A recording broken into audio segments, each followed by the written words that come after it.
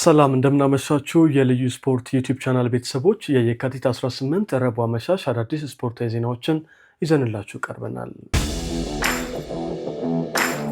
በሲቢኢ የኢትዮጵያ ፕሪሚየር ሊግ 21ኛ ሳምንት የመጀመሪያ ጨዋታ ኢትዮጵያ መድን ቅዱስ ጊዮርጊስን 3-0 አሸነፈ።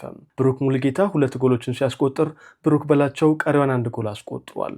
በአሰልጣኝ ፋሲል ተካልኝ የሚመሩት ፈረሰኞቹ በሊጉ የዛሬውን ጨምሮ ካለፉት 5 ጨዋታዎች በ3 ሲሸነፉ በሁለቱ አቻ ተለያይተዋል። የአምናው የፕሪሚየር ሊጉ ሻምፒዮን ኢትዮጵያ መድን ከ6 ጨዋታዎች በኋላ የመጀመሪያ ድላቸውን አስመዝግበዋል። ውጤቱን ተከትሎ የአሰልጣኝ ገብረመድህን ኃይሌ ቡድን ኢትዮጵያ መድን በ23 ነጥቦች 13ኛ ደረጃ ላይ ሲቀመጥ፣ ቅዱስ ጊዮርጊስ በ24 ነጥቦች 11ኛ ደረጃ ላይ ይገኛል።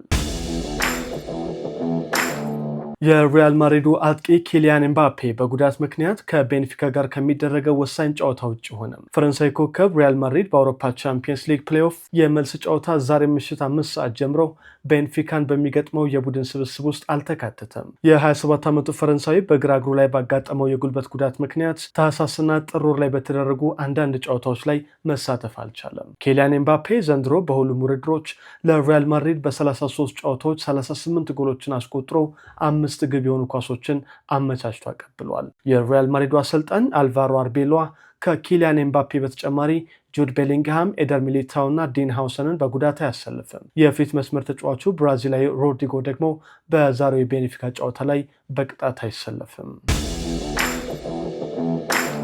የእንግሊዝ እግር ኳስ ማህበር ቼልሲና ዌስትሃም ላይ የገንዘብ ቅጣት አስተላለፈ። ሁለቱ የለንደን ክለቦች በፕሪሚየር ሊጉ ስታንፎርድ ብሪጅ ላይ ባደረጉት ጨዋታ ተጫዋቾቻቸው ባሳዩት የሥነ ምግባር ጉድለት ምክንያት እንዲቀጡ ተወስኗል። በዚህም ባለሜዳው ቼልሲ 325,000 ፓውንድ፣ ዌስትሃም ደግሞ 300,000 ፓውንድ የገንዘብ ቅጣት ተላልፎባቸዋል። የአሰልጣኝ ሊያም ሮስ ሴኒዮር ቡድን ከ2-0 መመራት ተነስቶ 3-2 ባሸነፈበት ጨዋታ ላይ በ96ኛው ደቂቃ በተጫዋቾች መካከል በተፈጠረ ጸብ የዌስትሃሙ ተከላካይ ዣን ክሌር ቶዲቦ ዣኦ ፔድሮን በማነቁ ዳኛው አንቶኒ ቴይለር በቀጥታ ቀይ ካርድ ማሰናበታቸው ይታወሳል። ቼልሲ በመጪው እሁድ ኤምሬትስ ላይ አርሰናልን ሲገጥም፣ በፕሪሚየር ሊጉ 18ኛ ደረጃ ላይ የሚገኘው ዌስትሃም ዩናይትድ ቅዳሜ ለንደን ስታዲየም ላይ ሊቨርፑልን ያስተናግዳል። ማንቸስተር ዩናይትድ ግብ ጠባቂው አልታይ ባይንዲርን ለቱርኩ ክለብ ቤሲክታሽ ለመሸጥ ተስማማ።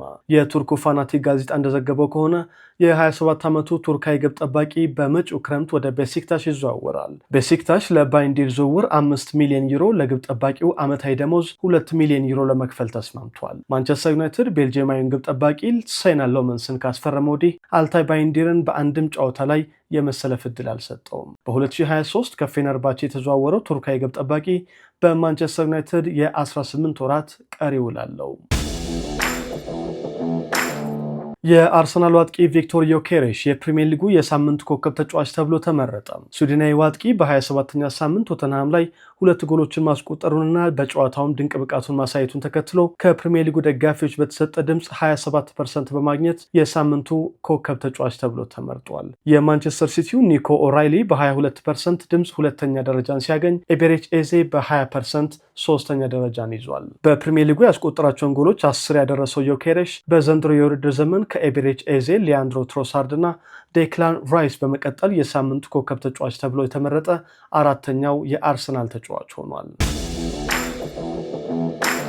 የሞሮኮ ብሔራዊ ቡድን አሰልጣኝ ዋሊድ ሬግራጉይ ከአትላስ አንበሶቹ ጋር መለየታቸው የተዘገበ ይገኛል። የ50 ዓመቱ ሬግራጉይ በገዛ ፍቃዱ ከብሔራዊ ቡድኑ መልቀቁ ቢነገርም የሞሮኮ እግር ኳስ ፌዴሬሽን ጉዳዩን አስተባብሏል። የሞሮኮ ብሔራዊ ቡድን ግን ሬግራጉይን ለመተካት አዲስ አሰልጣኝ ፍለጋ ላይ እንደሚገኝ ዘ አትሌቲክ አስነብቧል። የቀድሞው የባርሰሎና ተጫዋችና አሰልጣኝ ዣቪ ሄርናንዴዝ ደግሞ ለሞሮኮ ብሔራዊ ቡድን አሰልጣኝነት ጥያቄ ከቀረበላቸው መካከል ይገኝበታል። አሰልጣኝ ዋሊድ ሬግራጉይ ሞሮኮን በ2022 ዓለም ዋንጫ ግማሽ ፍጻሜ በማድረስ ታሪክ መስራቱ ይታወሳል። ነገር ግን ሞሮኮ ባዘጋጀችው የ2025 አፍሪካ ዋንጫ የፍጻሜ ጨዋታ ላይ በሴኔጋል ተሸንፈ ዋንጫውን ማጣቷን ተከትሎ የአሰልጣኙ ኃላፊነት የመሰናበት ጉዳይ በስፋት ሲነገር ቆይቷል።